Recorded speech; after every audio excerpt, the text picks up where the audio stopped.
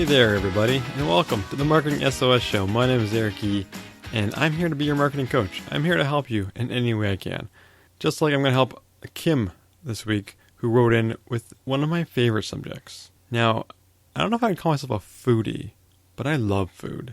I am obsessed with good food. Even greasy, what some would consider gross fast food, I can always get behind. It's one of my big weaknesses, and one of the things I'm very passionate about doing.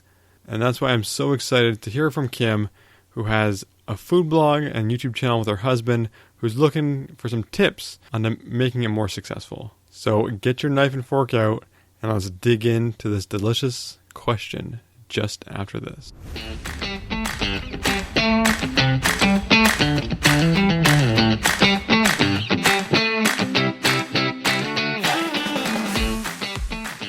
Kim writes, "Hi Eric, my husband and I run a food blog and YouTube channel and are struggling to get more visitors to our site and views on our videos.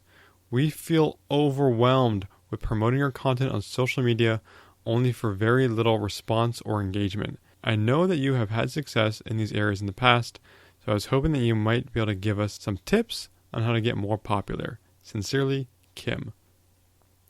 Well, Kim, thank you so much for writing in. And I do have a little bit of experience in the YouTube area and like a blog, website arena. Definitely not in the food arena, which is why I'm excited to bite off this question. Now, forgive me for the stupid pun there, and I'll try not to do them again. But I'm happy to help, and especially when it comes to food. So this is two of my big passions together, food and helping people. So thank you for bringing that together for me, Kim. It's like a dream come true.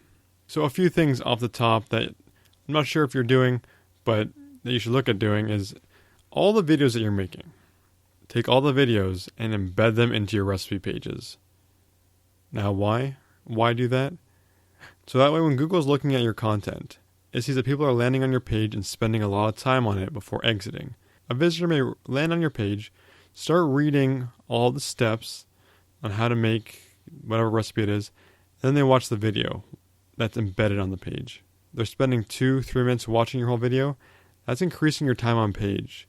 And Google's going to like that. They're going to think that that page that you're serving them matches up well with the keywords that landed them on their website. So that way when future people are looking at that keyword, your site's only going to start ranking higher for them. And the same thing with YouTube. Not necessarily the same thing for improving their search engine rankings, but in your videos, you should have a link in the description to your website, to the recipe, and mention it in the video to get people to go and check out your website as well. Now, for social media, yes, social media can be a slog, for sure. Try to streamline your workflows and repurpose your imagery. Take great recipe pictures for your blog and for your website, and crop them and reuse them for Pinterest and Instagram and whatever other channels you're doing, your YouTube thumbnails, wherever else you're using them, reuse the same stuff. There's no point in reinventing the wheel. Open up the Google Keyword tool and see how your pages are ranking for different keywords. Look at other long-tail keywords and see if you can edit the text on your recipes to try to rank for those. So for example, if you have a recipe like best barbecue chicken recipe, and you're ranking so-so for that, but you look at your long-tail keywords, which are like best barbecue chicken recipe or best Southern barbecue chicken or best Memphis style barbecue chicken, and you're not ranking too well for those, maybe include some of those specific keywords if they fit to your recipe in your pages. So that way when people are not just searching for that high level keyword of best barbecue chicken, but they're looking for like that Southern barbecue or Memphis barbecue, your page will rank higher for those longer tail keywords. Now, one thing I'm sure everyone's tired of me asking and saying is, are you capturing email addresses on your website? Are you promoting the fact that you have an email list in your YouTube videos? If not, you should start to do so. That way when you drop a new YouTube video or a recipe, you can send it out to your list right away. Now, on YouTube, the faster your video gets views, the more likely it is to start trending and to get in the suggested video section, which is that right-hand section next to every video. That's where you want to be. You want to get in that suggested video section. You'll get a lot of traffic that way to your videos. So when you upload a new video to YouTube and then send it out to your list, all YouTube sees is a ton of views on this new video. And they think this is something cool. We should put it in front of other people because it's already so popular. You gotta play that game and try to game the search engines a little bit on YouTube. Now, ideally for all the recipes that you're doing, have all your social and email pieces lined up before you drop a new recipe instead of putting them together after. There's nothing worse than sitting on a great piece of content and then putting all the pieces together after and waiting to deploy it when you know everyone's going to want it and it's going to be such an interesting piece. Now, if you get overwhelmed with social media, like you're doing the Twitter stuff, the Instagram, Pinterest, Facebook, if you're tired of doing all that stuff and you aren't getting a great response, I would encourage you to cut it out and not do it. Now, that may be counterintuitive, but what I really want you to do is focus on what's actually giving you those results and double down on doing them. So if you're spending 50% of your time doing social media and not getting any results from it, and the other 50% is actually creating these new recipes, and that's where you're actually seeing a response, cut out all the social media, double down and do twice as many recipes and get twice as much response. Now, am I saying that you should never do social media again? No. I'm saying don't get burnt out and don't get discouraged from the social media. Double down on what's working, and then later, when you're feeling up to it, slowly integrate one social channel back in. Don't spread yourself too thin doing every channel under the sun. Pick Instagram or pick Pinterest and master those channels. Do them well. Figure out the ins and outs of each channel, what works, what doesn't. Look at your competitors, see what they're doing, find what's engaging, and master that channel. And then, if you have the bandwidth for it, move on to another channel. Now, like I said, mastering the social channels is great, but it is secondary to the content you produce. With websites and YouTube channels, regular, consistent content is the path towards victory. It can be a brutal uphill battle at first, but the way you gotta look at it with all this content that you're creating, even if it's not getting a ton of views and engagement right now, you gotta look at it like a financial investment.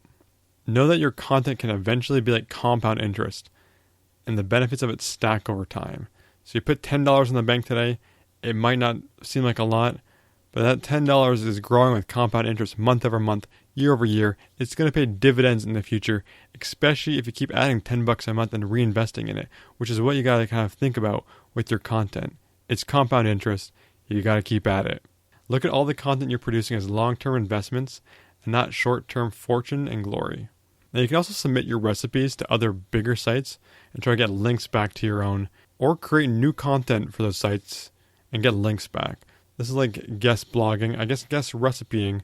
Maybe you put something up on allrecipes.com and there's an author section that could link back to you. Something like that. This can also help build your site's reputation and rank, and some people may discover you that way. Now, like for YouTube, look at local YouTubers near you and see if there's any potential to collaborate and grow your audience. They don't have to be food YouTubers, but who knows, there could be some local influencer or local YouTuber with a big audience that you could invite to cook with you and make it hilarious, make it work for their voice and that their audience is going to love, and that will maybe give some reputation scores and people will find out about you and start following you that way as well. And one thing I'll say too is any comment on YouTube or on your website, respond to them all and nurture that fan base. Yes, YouTube comments can be a cesspool, kind of like the Mos Eisley on Tatooine, if you get that Star Wars reference. And the fact that people can be terrible on there. You have to have a thick skin to respond to them all. Or maybe you get someone else to help you respond to all those comments so you don't have to see it, so they don't derail you. But nurture all those ones that are engaging. That's how you build fans. It takes a long time. It's a lot of work. But people love being responded to and getting attention.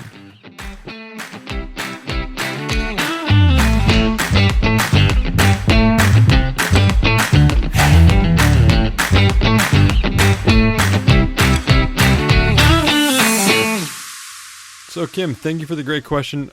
The fact that I can mix food and helping people and marketing, I love it. And if you want to create any recipes just for me and send me samples of things to eat, I would be very happy to do so. And so the one big takeaway that I kind of had from reading this email is the social exhaustion, which I think a lot of people, especially small business owners, likely feel. You can put in all this work for not a whole lot of return. Now, like I mentioned, content can pay dividends as you keep at it. But if there's something that's weighing you down and you feel like you have to do it, but you're not seeing the results like social media, it is okay to stop doing something. It is okay to cut something out and focus on the activities that actually grow your business. And that's what I would encourage you to do. Take a step back and look at what you're working on, what your workload's like, and what is actually driving value to your business. What is actually driving value to your customers? What is actually growing your business? What do you hate doing and what's holding you back? Figure out a way to automate or cut those things. You may feel like you have to do them, but really evaluate whether or not they need to be done. And speaking of done, it's time to wrap this episode up. And if you have a question, it's Eric at marketingsos.ca. I'm here to help. I'm here to answer whatever you got. And until next time, have a good one.